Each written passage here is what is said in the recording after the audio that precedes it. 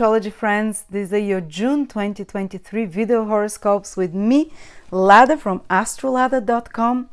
And June we have a very monumental event, Jupiter conjunct the North Node. That's a manifestation of wishes combination. I mentioned it in some videos that this combination was when the king would gather its priests to pray to the gods, because they believe that when Jupiter is with the North Node, the prayers of humanities are heard and reach God more. So now it's time to dream big or to pray more because some wishes will come true. And there's some other important events that I'll talk about. But first I want to tell you that me and Trifon are doing a course on June the 10th and the 11th on the 100 fixed stars, most important according to ancient sources, how they play out in the natal chart, what it means to you. You can read the horoscope just using fixed stars, nothing else. That's how I read most horoscopes. And I'm starting a new big offer throughout the whole summer, every 3 weeks. Anyone who wants to learn astrology, I'll be recommending a few courses, foundational and more advanced, about a certain topic that are the essential courses, because we have more than 300 astrology courses. So I'll be recommending which are the best for certain topics, and every month I'll do a live Q&A with everyone who takes those courses. You can ask me, we can do more than one Q&A, so you can learn astrology with me, and there'll be big discount on the bundles of those courses on different topics. We start with astrology of relationships. Check it out. I'll put a link below. You can check on my website. There will be updated courses every 3 weeks, and then the discount disappears. But I will be throughout you the whole summer with every new person that joins for any questions on this process of learning with me, because we have incredible courses from incredible astrologers, and mine, of course, always will be present there. Thank you. Let's start. Cancer, Sun, Moon, and Rising, June 2023. Cancer, the whole month is under one very rare conjunction, Jupiter with the North Node.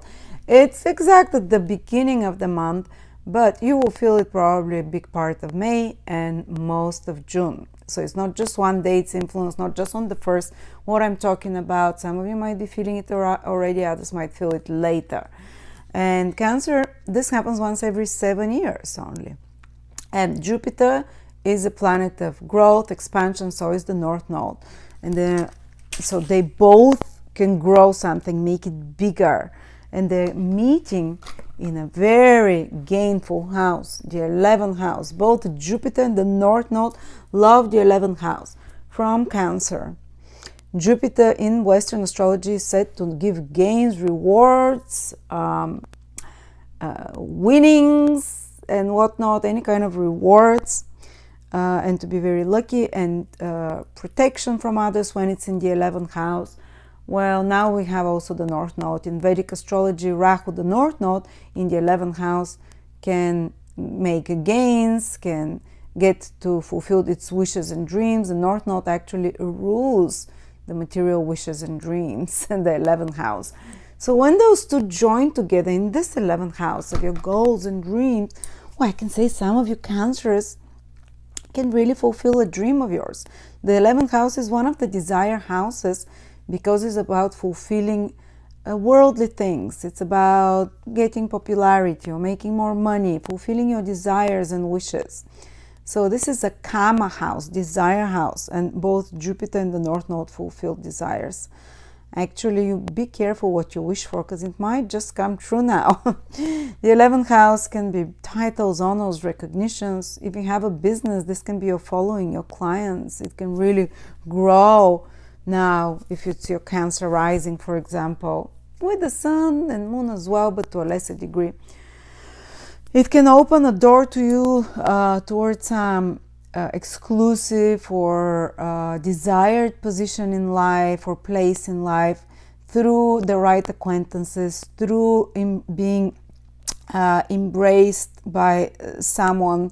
The 11th house is those that become like guardians, not guardians, but someone that believes in you and helps you. I forgot what it's called, when they take you under their wing. Benefactors. So there can be some charismatic and influential benefactor for some of you that helps you, someone in position of more esteemed position of power that helps you in some way. 11th house is very business oriented, very goal oriented. So anyone that is doing business plans or anything to do with business, that can be very good for it. That can be gainful, and that can be gaining you more popularity, more following, and so on.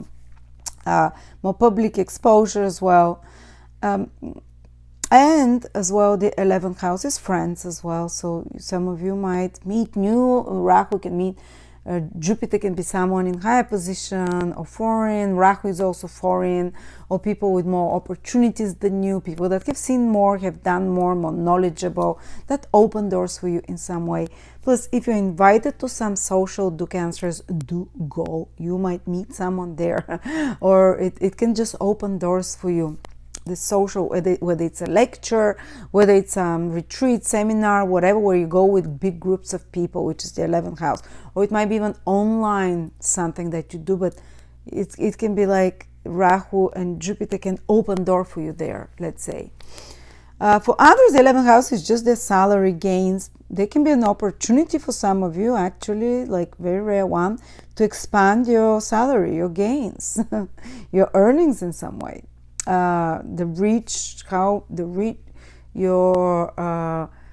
reach to other markets and to other people with similar ideas as well. It's not only just about money, it's about putting yourself out there in the market and connecting with like-minded people and spreading and your ideas reaching a larger group of people. So anything like that you want to do, wow, it can be really, really successful. Okay, then on the 6th, we have Venus will enter your second house, Cancer. Many times, a lot of Cancers will, if the Cancer sun will have planets in Leo as well, maybe Venus or Mercury. So check this out. Do you have anything in Leo? Venus will really bless it. It will stay there for 4 months. Even though it goes retrograde in August and towards September, still, it makes things so easy, much easier, blesses you. At the end, you get something really nice there, not even at the end. But already from June now, after the 6th, you might start seeing the new trends there of what is to unfold over the next 4 months in your second house. And Mars is there as well. It can be about gaining valuables, beautiful things that you desire. Maybe you wanted to desire some, I don't know, something that is valuable, like a beautiful watch or handbag or whatever. Venus there in the second house can finally, and it's not Venus doing it, it's kind of, again, the planets are just pointers of what is our internal state. They don't cause it. But Venus in the second house can mean that your financial situation can improve. For example, you can get a lot of pleasure and experience a lot of enjoyment from material things, from sensual things, not necessarily just money. For some of you, it can mean like a good streak money-wise. And look, this Jupiter North Node is also, which is one of the houses of gains. This is how you gain it, this is how you spend it, the second house where Venus is, and how you invest it. So Venus there can give you some good ideas where to invest, or just spend on more luxurious things, which is Venus, or spend on anything which is second house, good food, anything that looks attractive, anything that makes the environment more beautiful, anything that is valuable as well. So almost for 4 months, you have a good eye and idea where to put your money, and because Venus is very good judge, helps you be a very good judge of things, very good evaluator. Where is it good to invest and put, and even if you're spending money, because Venus can do that, it's for quality things. Venus recognizes them, and for something that will keep its value. Well, Mars can make you a bit more impulsive with spending in June in particular, but after that, towards the middle of July, it leaves, so only Venus stays there. So now for June there might be more expenses, but also more money coming in because of Venus there. Venus in the second house can really make you gain more in some way. Also can make you make wiser choices, more informed, more well evaluated choices in regards to what you eat, especially after Mars leaves, because Mars makes you again more impulsive with the hunger impulse, the second house, what you put in your mouth, not just food but substances as well. So Venus there can make you more balanced, and to choose Venus's high vibration is natural, anything natural. The artificial stuff is the North Node, Rahu. So Venus there, or a bad Venus, but Venus is doing good aspects. So Venus there can help you have more natural tastes as well, that are healthier, wholesome in your fashion, in your clothes, in your possessions, and if you want to buy furniture to decorate, you'll have very good taste, more natural. What you put in your mouth for the foods can make you have more natural tastes as well. More holistic, you know, Venus is a very holistic planet, interestingly enough. It's all natural things. Anyway, and with, of course, you might veer up towards richer and a bit sweeter things as well, but there is good ones like fruit and so on. And the second house is also your teeth. If you want to do some teeth work, wow, that'd be great time with Venus, the planet of beauty, doing teeth work. Second house in Vedic astrology is the face as well. Do you want to do some work as well around the face? I'm not saying surgeries and such intense things, but if you do that, because Mars is there connected to surgeries, yeah, I think it will be good. But with Venus, like also beauty procedures on your face, you'll notice that after those few months, maybe a lot of you would look prettier than normal, especially in that area. All right, so anything also pampering the nails, body, massages, and so on, they can be a good focus on that. And for more practical people, it just means financially you'll be better. There will be some help. There can be some improvement of the material circumstances for you. All right, then on the 12th, Pluto goes back to Capricorn. Cancer, that's in your 7th house. So who's gonna feel it? The last 2-3 degrees Cancer. So if you're born on the 20th, 21st, 22nd, maybe you'd feel it back of July till the 23rd, you know. And you feel it more through others, through relationships. You'd feel it more through the partner, where there is more possible power struggles or some very intense relationship, or something definitive and very, very final and extreme happening in your relationships. Like for some of you, sometimes it's getting married, for others it's getting divorced, and so on. But or someone challenging you, like a power struggle, but that challenge is only so it can awaken your own internal power to take your power back. But anyway, for all Cancers, this dipping of Pluto back into your 7th house can indicate that you have some unfinished business in regards to relationships, maybe someone from the past, and that's till the end of the year. And maybe someone from the past, or to clear up something from the past, some unprocessed traumas connected to relationships, to others that are rising up, that are being regenerated, like to be examined, to be psychologically evaluated as well. But also Pluto coming back into the sphere of the 7th house can make the relationships more, the desires and relationships a bit more intense, sometimes a bit more crisis prone, but also very, very strong, powerful desire. Sometimes with Pluto in the 7th house, very karmic partners appear, not necessarily bad, but very transformational. After them, your life is not the same, and that's till the end of the year. Also, just be careful that someone is, because with Pluto in the 7th house can be like someone trying to take power over you. Something external, it's not always person, even sometimes it's some external circumstance that tries to intimidate you. So don't allow yourself to be intimidated. You've almost finished this lesson, Cancer. Pluto is on the verge of your 7th house, so you've taken your power back, a lot of you, from a lot of things in the past 12, what is it, since 2008, gradually. It's just one last reminiscence that you've got the power and something to change cardinally in your relationships. All right, then on the 18th, we're gonna have Pluto Saturn going retrograde, that's in your 9th house. Well, nothing, nothing intense there. It's making a trine to you. The early born Cancers, those that are born in June, can feel this Saturn trine, especially those born around the 4th, 5th, 6th, 7th, sorry, not the 4th, the 22nd, 23rd, 24th, 25th, 26th, 27th. They can feel it very strongly, the Saturn turning retrograde. But it's in a stabilizing way, because Saturn is making a trine to their Sun, Moon, or Ascendant. They're thinking rationally, they're thinking clearly. Yes, they might have more responsibilities and duties. Even a trine can make that. It can make them more serious, can put a bit more pressure on them, psychological, but they also have like the backbone and the very down to earth, salt of the pillar. You're like a rock type of energy, salt of the earth, pillar of society energy. So sometimes when Saturn is making a trine, it whatever is happening now over many years ahead, it will, whatever changes you're making or whatever over many years ahead, they can be long lasting. But Saturn turning retrograde in your 9th house, let's see what it can mean.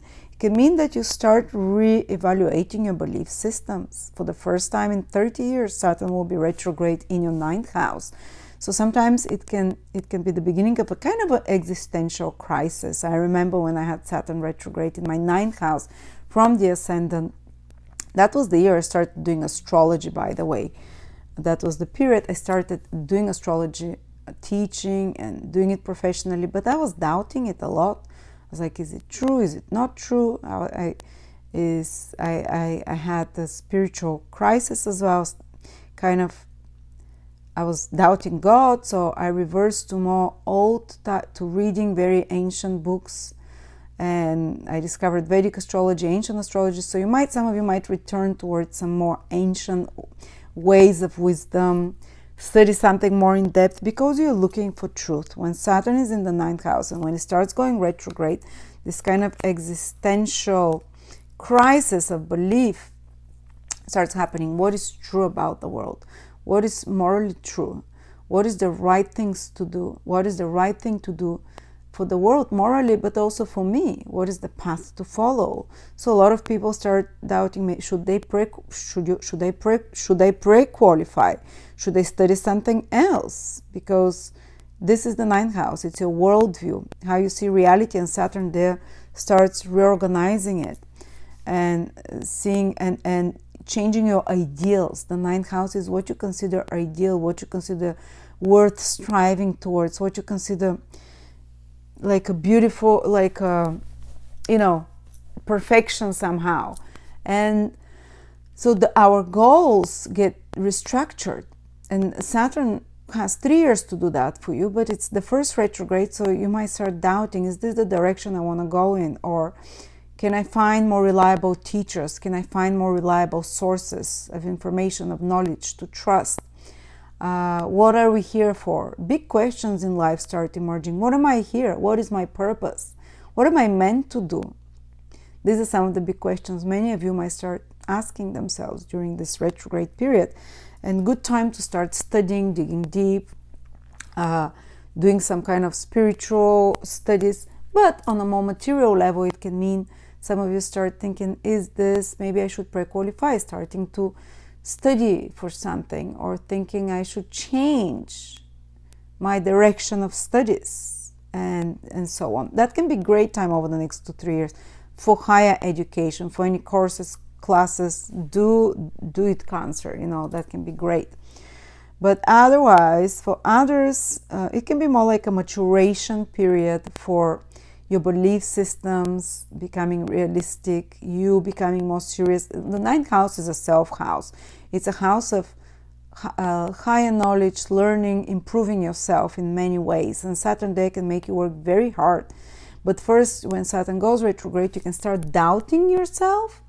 And that doubting yourself makes you try and work harder towards self-knowledge, higher knowledge, self-improvement. So it's one path of self-improvement, but also Saturn will make sure that you're very realistic, that you don't have some la-di-da ideas about who you are, that you really kind of comb through all the unreal belief systems about yourself and the world, and all your childish beliefs, I would say as well, all your unrealistic and childish beliefs about how things work, and only the truly constructive beliefs about yourselves are left. So kind of you're building one of the cornerstones of your personalities now. A lot of self-growth happens from that. All right, so you see a lot of this deep self-searching there happening, but also on the material level, the ninth house is foreign places, documents, papers connected to foreign countries. If you want to relocate somewhere, Saturn makes you might delay those things, or it might make you travel for work. This is what Saturn is, or might make you go back to a place, foreign place, over the next 3-4 months. Foreign place that you've been before, or that you've been planning to go, to get back to there, some long journey somewhere, but only if you've already been planned, or there is some kind of a condition around it as well, and it might feel more burdensome, such trips. Otherwise, new trips to new places can be a bit more difficult with Saturn retrograde. It can also make you go back to an old studies that you started and you never completed, Saturn retrograde. Or it can make you, it doesn't make you, it can signify that you're working on some papers and documents about faraway places, or about anything to do with import export, or anything to do with yeah, I think we said it. Oh, anything to do with teaching and learning. It might be a more intense period for a few months now, where you have to really put extra efforts there with the Saturn retrograde, and when things are moving a bit slower, when things like you're deciding to change direction in some way, anything to do with foreign places, higher education, learning, traveling, academia. So there we go. And then on the same day, we're gonna have new moon in your 12th house on the 18th of June. You might feel a bit like this month, a bit more tired, especially the last 10-15 days, because of this heavy energy in the 12th house. So take a break, rest if you can.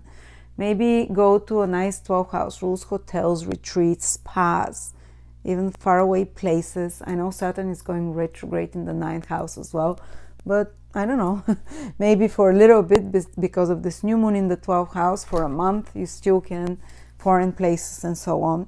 But a good time to retreat for anything spiritual work till the end of the month, definitely.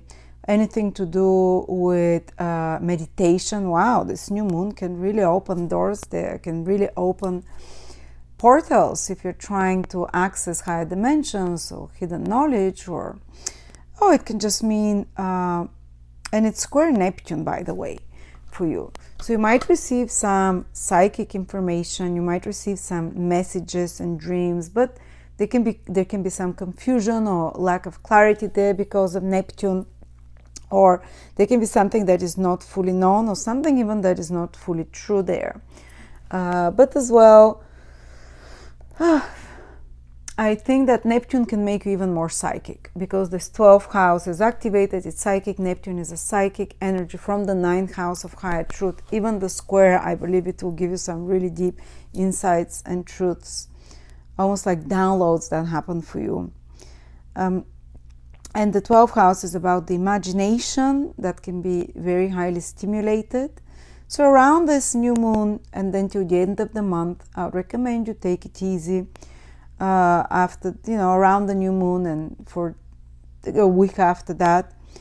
And then the sun will move into your sign, invigorate you. But there might be, in worst case scenario, some deception that happens, something behind scenes that comes to the surface that you were not aware of before. So that's the negative manifestation. The positive is busy imagination, the internal world is very fulfilling connection to invisible worlds, resting more.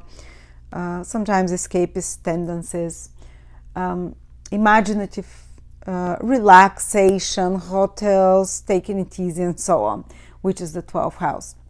But again, as I say, I think one of the most important things these months for you Cancers, is Jupiter conjunct the North Node that we talked about in your 11th house. And then over the next 4 months, it will be this Venus in your 2nd house, which is quite nice, actually. It's perfect. Venus loves being in the 2nd house, giving us nice things there. So thank you so much, Cancer.